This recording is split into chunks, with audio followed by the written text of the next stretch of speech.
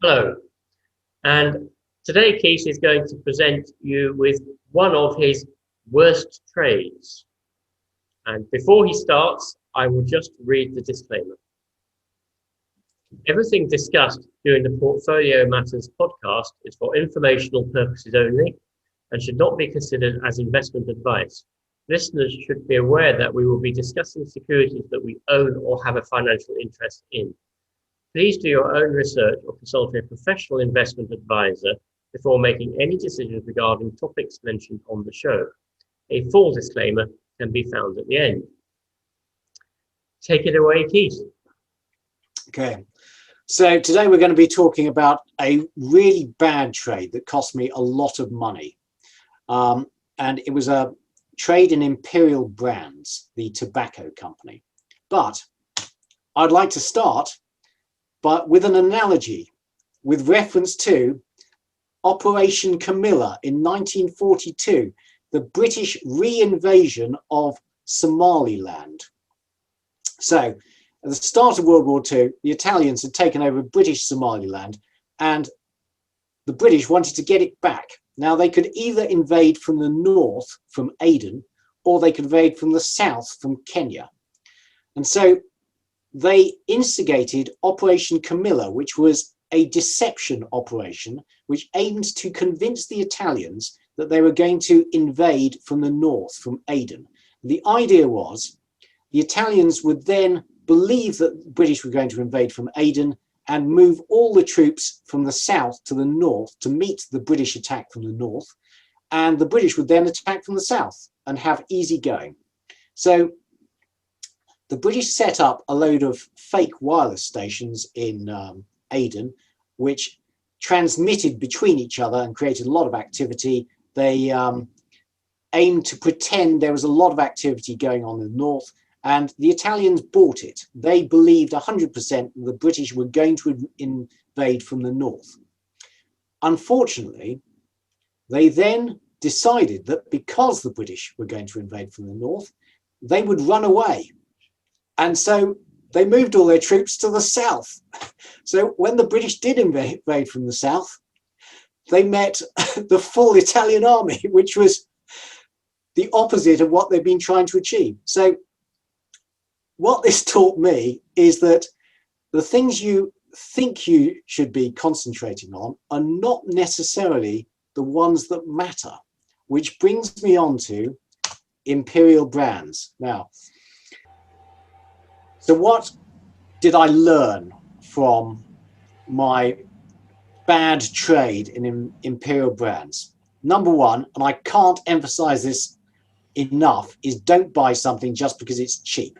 And if you do buy something just because it's cheap, you need to have a very clear idea of what is going to cause the stock to re-rate, what is going to be the catalyst. The other thing is, for a company with a high debt burden, the market comes to believe that that debt burden is a problem, it is a problem. They will need to reduce that debt because the yield on the debt will go up and that sucks out earnings, etc. It becomes a problem. Don't catch a falling knife. If it's falling, other people know more than you in the market. Wait and see, and wait until it's bottomed out. And in particular, well, in addition, don't add to your losers in a secular stock where there's it's just steadily going down. In the case of, say, BP or a cyclical stock where you believe the oil price is going to go around, you have a clear idea of what the catalyst is going to be, send the share price back up, then perhaps. And above all, don't listen to Investors Chronicle again. So this is the sorry tale of my trades in Imperial Brands. So the background is I was looking for yield. I wanted some income. And as you may well know, that tobacco companies have been an absolutely amazing investment over the last 20 years. And the share price came off and I thought, oh, chance to buy some income cheap. Well, it got cheaper. And eventually I sold it for the tax losses, basically. So why did I buy it? Well, it had a good yield when interest rates are very low. Diversification, which is a good and bad reason. Above all, I didn't think the revenue outlook had materially changed. And I did some research on this into the trends in tobacco usage. And it seems that the ongoing trends where tobacco companies were able to offset the decline in the number of units sold by raising the price, there was absolutely no indication that that was going to change. And as we will see, on that point, I was absolutely right. Which brings me back to Operation Camilla. Yes. And also there was a tip in the Investors Chronicle. I must learn to ignore those. So this is the history of the dividend yields on Imperial Brands. And you see that, in 2016, it was yielding under 4%. So when it got up to the best part of 5%, I thought, oh, that's quite good. Yep. But the yield then rose to 13.7% before they cut the dividend. Yeah. But as you see, I was absolutely right on the revenue. The revenue did hold up. Yep. But they've had to start cutting the debt. So their old game of, increasing the debt and paying out to shareholders, they had a policy of growing the dividend every year by 10%, and that severely stressed the balance sheet. Yeah. So now it's the other way around. They're having to cut the dividend to pay off debt. So you see here the dividend's been cut, but the earnings per share, all right, they've held up. So what I got right was I got up the revenue projections, which I was concentrating on. I got all that right.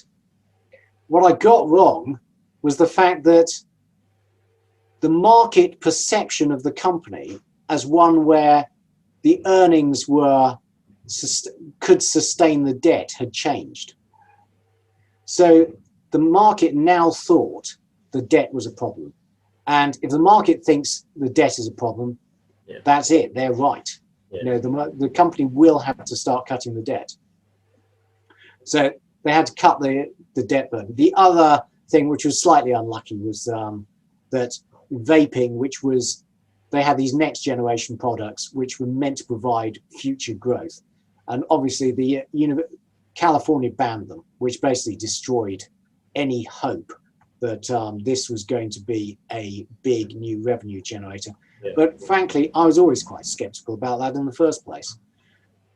So then the share price collapsed, and at these levels, I have no idea whether it's a buy or not, but I have been scarred. What's the current dividend yield on it, Keith? It's back up to about 9%, I believe.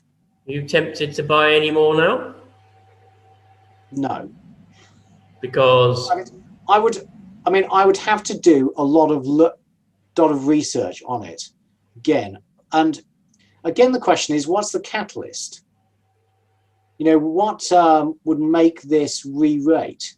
An industry in a secular decline. Everyone would have to say smoking is healthy, or lung cancer, whatever it might be. At some stage, that their policy of continually raising cigarette prices has to start cutting into demand. I mean, a price of 20 Marlboro Lights is now 13 quid. How much higher can that go? I know. It's extraordinary, isn't it, how expensive cigarettes are? Yeah.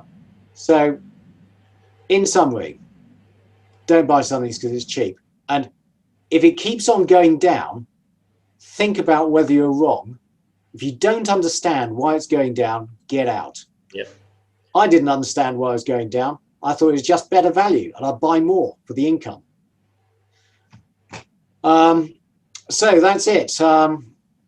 I hope you enjoyed that, and we hope to see you again soon. Thank you very much for that, Keith. I think there are some very good generic lessons in what you've just described that we all need to try and bear in mind all the time. So very, very interesting. And thank you for for sharing that Yes. unsuccessful trade with us. This was a big and bad one, actually. Thankfully, there aren't too many of those. But anyway. Okay, good. I'm glad to hear that. So thank you very much, and goodbye to everybody. Please can you press like and subscribe to the channel.